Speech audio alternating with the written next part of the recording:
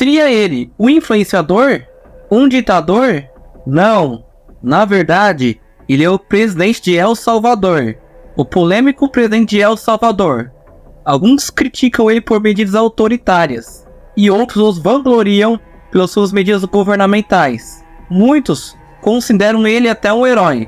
Apesar das medidas controversas de Bukele, não podemos negar que ele conseguiu diminuir significativamente a violência em El Salvador. Alvo de críticas constantemente dos direitos humanos, ele se intitulou ironicamente de o ditador mais legal do mundo, já que ele tem índice recordes de aprovação, ultrapassando 90%. Vamos entender um pouco mais sobre a situação de El Salvador e de Nayib Bukele. Em 2015, El Salvador foi considerado o país mais violento do mundo. Mas como chegaram a esse patamar de violência? Para sabermos isso, precisamos voltar um pouco no passado. Em 1979, os militares destituíram o presidente e assumiram o controle do país. A partir daí, inicia uma guerra civil entre os militares e as guerrilhas de esquerda, que eram conhecidas pela sigla FMLN, que significa Farabundo Martí para a Liberação Nacional. Essa guerra durou até 1992, causando a morte de mais de 75 mil pessoas e deixando mais de 15 mil desaparecidos.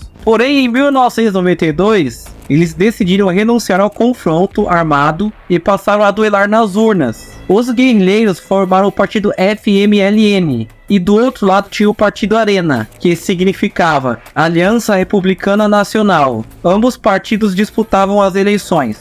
Acabou a guerra, agora a decisão é através do voto. Então quer dizer que o país melhorou? Infelizmente não. A partir daí, começou a ocorrer um bipartidarismo. Os dois partidos controlavam o país. Apesar da guerra ter terminado, os índices de assassinatos continuavam igual antes e chegou a ser considerado o país mais violento do mundo. O país era controlado por gangues que disputavam quem controlava todo o crime no país. Durante essas disputas, morriam pessoas envolvidas no crime e também morriam pessoas que não tinham nenhum envolvimento. As duas facções que dominavam o país eram Marabaro 18 e Mara Salvatrucha. Identificar os membros das gangues é relativamente fácil. Eles têm tatuagens por todo o corpo e as caras também são tatuadas. Tanto os governos de direita e de esquerda não conseguiram diminuir os níveis de criminalidade no país devido à falta de segurança, juntamente com as catástrofes climáticas que ocorrem no país e devido ao país ser posto dos Estados Unidos. Isso fez com que milhões de salvadorenhos fugissem para os Estados Unidos. A corrupção também é um grande problema em El Salvador. Dos 4 últimos presidentes, antes de Nayib Bukele, 2 presidentes foram presos e um outro presidente escapou da prisão e se exilou no país vizinho, Nicarágua. Em 2019, aconteceu um evento que entrou para a história de El Salvador. Em 3 de fevereiro de 2019, Nayib Bukele venceu as eleições no primeiro turno, com 53,1% dos votos. Se tornou o primeiro presidente eleito que não pertence a nenhum dos 2 partidos que mandavam no país nas últimas décadas, obtendo uma popularidade gigantesca durante o seu primeiro mandato. A história de Nayib Bukele. Nayib Bukele é descendente de árabes. A família do seu pai saiu da Palestina e foi para El Salvador no começo do século passado. Ele começou a trabalhar com a família aos 18 anos. Foi presidente da agência de marketing do seu pai. A experiência que ele adquiriu na empresa de marketing foi primordial para sua trajetória política. Em 2012,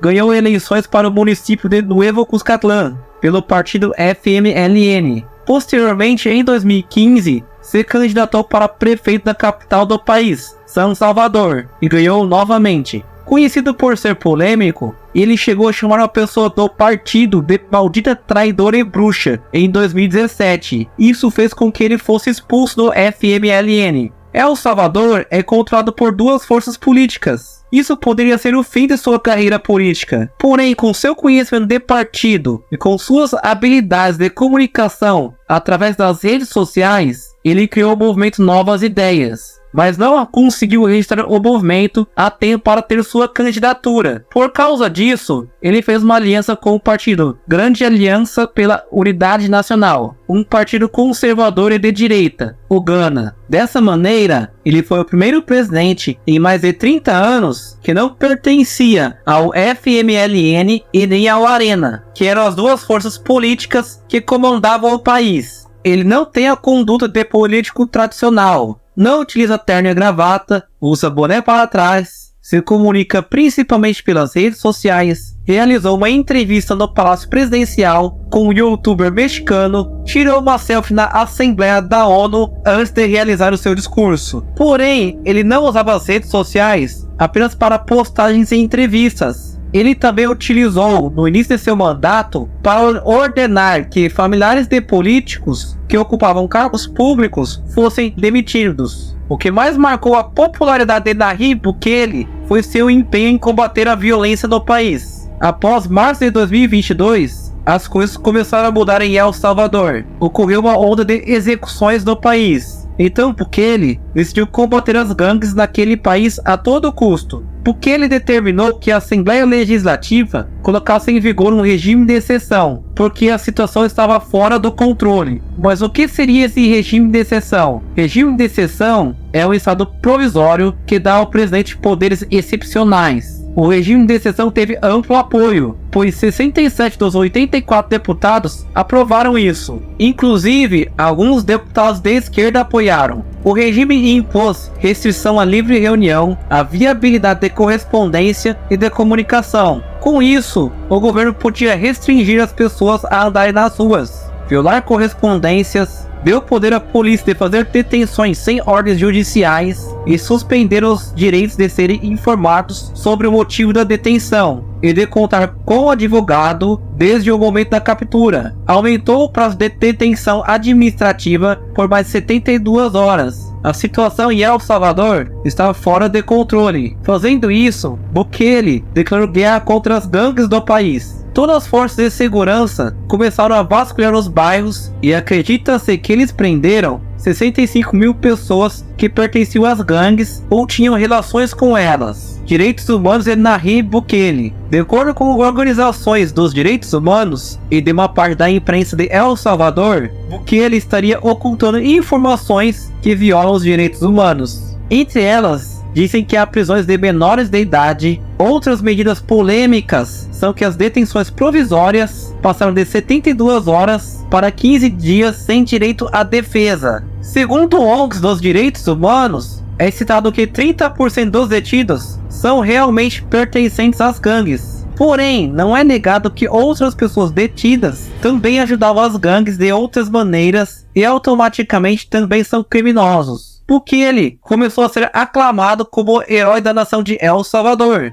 pois muitos salvadorenhos começaram a perceber a sensação de segurança a melhorar. Então Bukele construiu a maior cadeia da América Latina, chamada de Centro de Confinamento de Terrorismo, o CECOT. Ela foi construída em 7 meses, com capacidade para 40 mil pessoas, com 256 células. Essa prisão não tem pátio, não tem área de recreação para os detentos. É proibida visitas íntimas, proibido familiares de levarem comidas para os detentos. Os colchões são chapas de ferro. Ela foi inaugurada em 31 de janeiro de 2023. Bukele se tornou um símbolo de combate à criminalidade, e a construção dessa prisão aumentou mais sua popularidade dentro e fora do país. Realmente, os índices de homicídios diminuíram bruscamente em um país que já foi considerado o país mais violento do mundo. Antigamente, bairros eram dominados por gangues, e agora as pessoas podem andar em liberdade na maioria dos bairros de El Salvador. Nas redes sociais, muitos salvadorenhos agradecem os resultados dessa política de combate à criminalidade. Uma pequena parcela da população não vê com bons olhos essas medidas de isolamento de acusações e a falta de transparência do regime de exceção implantada no país. No momento que estão prendendo os membros de gangues e seus aliados, tudo bem, mas se esse regime começar a se prolongar para outras pessoas, perseguições políticas, infrações de direitos humanos, os mais preocupados com isso são os órgãos internacionais, que estão de olho em El Salvador. Devemos ressaltar que pelo menos 500 líderes das maras estão presos. Sobre a Cecote, não há informações sobre como é a vida dos presos lá, como são suas alimentações, como são suas rotinas. O que se sabe é que Bukele disse o seguinte: primeiramente, irei alimentar os salvadorenhos honestos, e depois vamos ver o que fazer com as gangues. Apesar da Cecote ser a maior prisão da América Latina, a maioria dos presos não estão lá. A maioria dos presos estão em várias delegacias ou prisões menores. El Salvador é o país com a maior taxa de pessoas presas do mundo. Mesmo antes de iniciar essas prisões em 2022, o índice de prisões em El Salvador já era alto.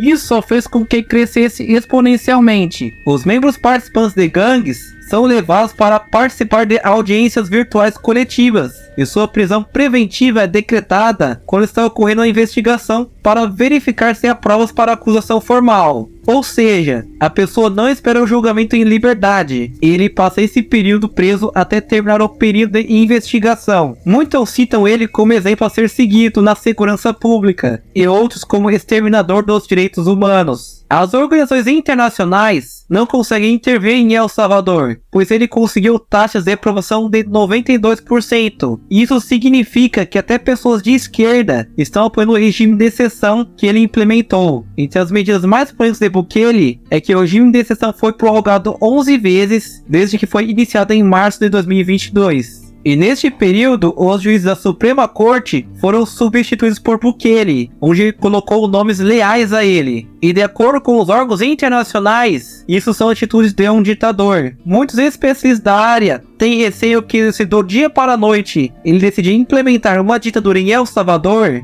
ele já tem mais do que a metade do caminho percorrido. Em poucos anos, ele conseguiu concentrar poderes que muitos ditadores levaram anos para conseguir, mas até o momento, ele está usando esses poderes absolutos para encerrar com a criminalidade em El Salvador. A reeleição de Bukele. Em fevereiro de 2024, Nayib Bukele foi eleito com mais de 80% dos votos. O principal opositor não chegou nem a 5% dos votos. A oposição falou que foi uma eleição injusta, pois ele declarou que Bukele monopolizou os meios de comunicação pelo partido no poder. Por ser uma pessoa polêmica e controversa, em sua reeleição tinha que acontecer alguma coisa. Ele estava respondendo algumas questões sobre alguns países, e quando foi responder uma pergunta sobre o Brasil, ele disse o seguinte: falei algumas vezes com o presidente Lula, mas ele nunca mencionou a questão de segurança pública para mim. Imagino que ele tem a sua própria maneira de abordar e de lidar com a situação. Nós nunca falamos sobre esse assunto. Eu acredito que El Salvador mostra para o mundo que todos os problemas têm uma solução quando há vontade política. Eu acredito que o que El Salvador está fazendo provavelmente tem muitas diferenças com tudo que o Brasil precisa. Mas o que incomoda muitos governos é que El Salvador mostra que tudo pode ser feito de boa vontade.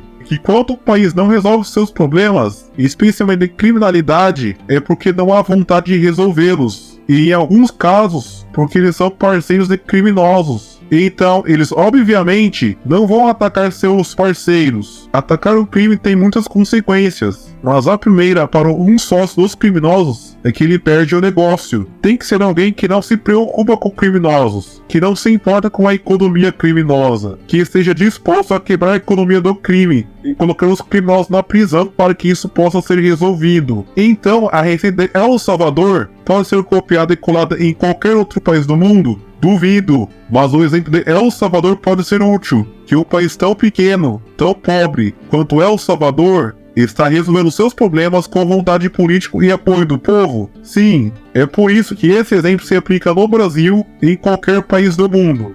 O que podemos aprender com o combate à criminalidade em El Salvador? Será que é possível aplicar esse modelo em países com territórios extremamente grandes e complexos como o Brasil? A figura política que tentaria implementar isso conseguiria taxas de aprovações altíssimas, mesmo com medidas controversas? Aparentemente, isso está funcionando em um país de pequeno porte e resolvendo a questão criminal em El Salvador. Quais serão os próximos passos de Nayib Bukele, que agora foi reeleito? Aqui é Sir John, e essa é a minha opinião.